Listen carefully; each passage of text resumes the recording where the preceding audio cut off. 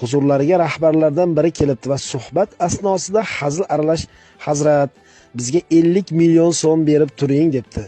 50 million o'sha davrda juda katta mablag' hisoblanardi. Hazrat rahimahulloh, "Bizda uncha pul yo'q-ku" debdilar Hazrat. "Masjidlarda pul ko'p deyshadi-ku", yana hujumni davom ettiribdi rahbar. Hazrat u kishidan "Nechiga kirdingiz?" deb so'rabdilar. 53 ga. "Shu kungacha masjidga qancha pul bergansiz?" Haligi kishi "Rostini aytsam 1 so'm ham bermaganman. Hamma ham sizga o'xshaganda" debdilar Hazrat rahimahulloh. Endi esa Shayx Muhammad Sodiq Muhammad Yusuf hazratlarining ayrim noo'rin savollarga ajoyib javoblari.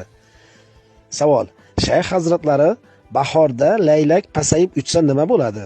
Laylak pasayib uchgan bo'ladi deganlar ekan hazrat. Savol: Shayx hazratlari Qur'onda sumalak haqida biror narsa yozilganmi? Qur'oni Karim pazandachilik kitobi emas, u insoniyatni hidoyatga boshlovchi kitob. Savol: Shayx hazratlari anjir daraxtini yoqsa bo'ladimi? Bo'ladi, yaxshi yonadi. Savol: Odam kiyib yuradigan ishtonini yostig'ini ustiga qo'yib yotsa nima bo'ladi? Nima bo'lardi? Sal baland bo'ladi. Savol: Nike krossovka kiysam bo'ladimi? Razmeri to'g'ri kelsa kiying. Savol: Shayx hazratlari hozirda bosh urishtirib ko'rish urfga kirdi. Bu mumkinmi?